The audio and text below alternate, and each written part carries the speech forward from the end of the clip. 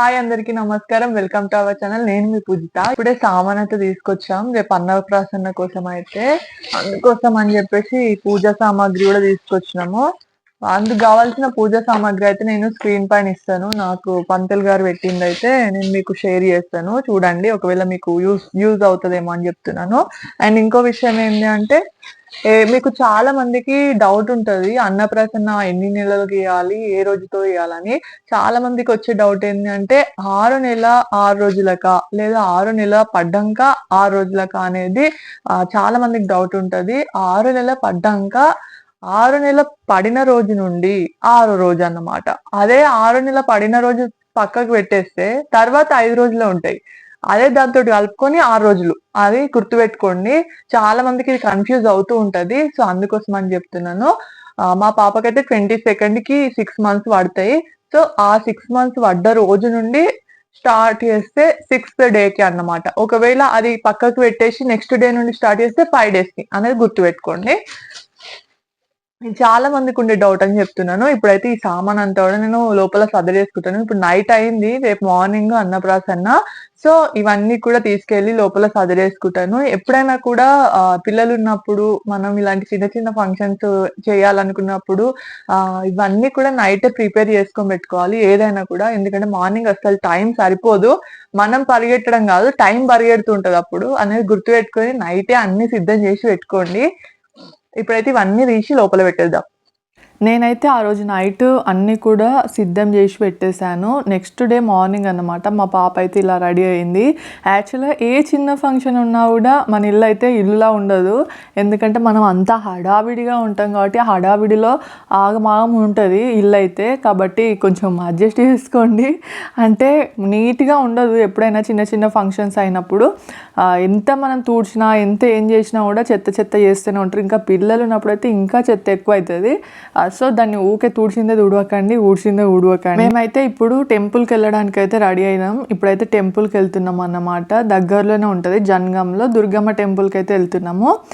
బతుకమ్మ కుంట అంటే తెలుస్తుంది. యాక్చువల్గా నాకు నిన్న కామెంట్ వచ్చింది, జనగాం నుండి 2-3 కామెంట్స్ వచ్చినాయి అన్నమాట. వాళ్ళు కూడా జనగామే అంట. సో వాళ్ళ కోసం చెప్తున్నాను ఇదైతే. ఇక్కడ మా పెద్ద పాపనైతే మేము నెక్స్ట్ మా పెద్ద తమ్ముడు కార్లో అయితే పంపిద్దామని చెప్పేసి అనుకున్నాము. సో తననైతే పంపించినాము. ఎందుకంటే ఆమె ఉంటనైతే ఆగమాగం చేస్తుంది మొత్తం కూడా. అసలు మన మాట వినడం మానేసింది అన్నమాట బయటికి వెళ్తే.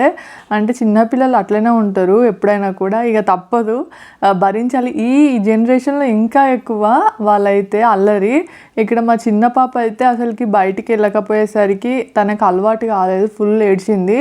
యాక్చువల్గా నేను ఇంకా మంచిగా వీడియో అయితే తీయాలనుకున్నాను. మా తమ్ముళ్ళు పెట్టే క్లిప్ అయితే మిస్ అయిందన్నమాట. మా తమ్ముడు తినిపించేది పెట్టాలి యాక్చువల్గా. అంటే మేనమామ ఒక బంగారు ఉంగురంతో పట్టుకొని తినిపిస్తాడన్నమాట అన్నము. సో అసలు ఆమె తినలేదు కదా, ఫుల్ ఏడ్చింది అన్నమాట. అందరిని చూసేసరికి ఏడ్చడం మొదలుపెట్టింది. సో ఇక్కడైతే నేను ప్రదక్షిణలు చేస్తున్నాను దుర్గమ్మ తల్లి చుట్టూ. ఎందుకంటే దుర్గమ్మ గుడిలో ఎందుకు వేద్దాం అనుకున్నా అంటే తన్విక అంటే దుర్గా అని మీనింగ్ అన్నమాట. సో అందుకోసమని నేను ఇక్కడ చేద్దామని డిసైడ్ అయినాను. మా పెద్ద పాప అప్పుడైతే నేను చీటకోడూరులో చేయించాను, శివాలయంలో చేయించాను అన్నమాట. ఇక్కడ మేము ప్రదక్షిణ అయితే కంప్లీట్ చేసుకున్న తర్వాతకి యాక్చువల్గా కొంతసేపటి దాకా టైం తీసుకున్నాం. ఎందుకు అంటే అక్కడ అర్చన చేయించుకోవడానికి అని చెప్పేసి వచ్చారు చాలామంది. సో వాళ్ళు అయిపోయిన తర్వాతకి దుర్గామాత ముందు చేపిద్దాం అనుకున్నాం కాబట్టి కొంతసేపు అయితే ఇలా నిల్చోవాల్సి వచ్చింది. కానీ మా పాప అయితే అసలు ఏడుస్తూనే ఉంది. అందుకోసమని తను ఊరుకోబెట్టడానికే ఇంత టైం తీసుకుందన్నమాట. అసలు తను ఊరుకోలేదు. మా ఇద్దరు ఫేస్లో చూసింది కదా, అంటే ఇంట్లోనే ఉండేసరికి బయట ప్రపంచం అలవాటు కాలేదు తనకి. మేం కాకుండా ఇంకెవ్వరున్నా కూడా ఫుల్ ఏడుస్తుంది. కాకపోతే ఏడ్చినప్పటికి కూడా ఒక 1-2 అవర్స్లో మళ్ళీ కవర్ అయిపోయి వాళ్ళ దగ్గర కూడా వెళ్తుంది. కానీ ఫస్ట్ టైం అయితే ఏ ఫంక్షన్కి తీసుకెళ్ళినా కూడా చాలా ఏడుస్తుంది. అందుకే ఇంకా బయటికి తీసుకెళ్ళాలని డిసైడ్ అయినాను. నేనైతే బయటికి అవుటింగ్కి తీసుకెళ్తాను ఇక ఈవినింగ్. ఆ వ్లాగ్స్ కూడా వస్తాయి అన్నమాట. ఇక్కడ దుర్గామాతను చూస్తారు కదా, ఎంత చక్కగా ఉందో ఆ తల్లి, చల్లని తల్లి. ఇక్కడ మా పెద్ద పాప అయితే చాలా మంచిగా ఆడుకుంటుంది. ఇక పూజ అయితే స్టార్ట్ అయింది. ఈ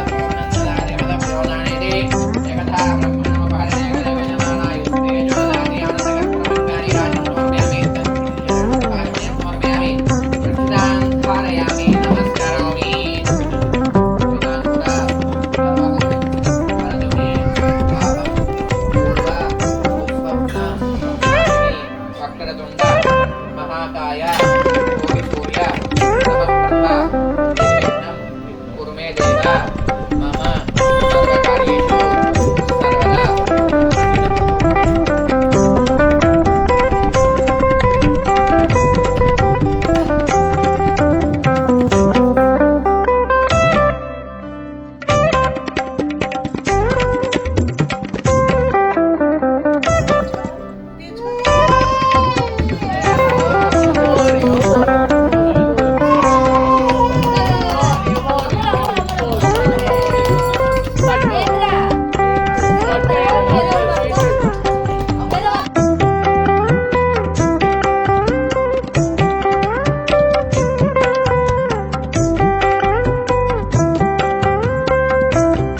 మొత్తానికి మా పాప అన్నప్రాసన అయితే ఇలా కంప్లీట్ అయింది.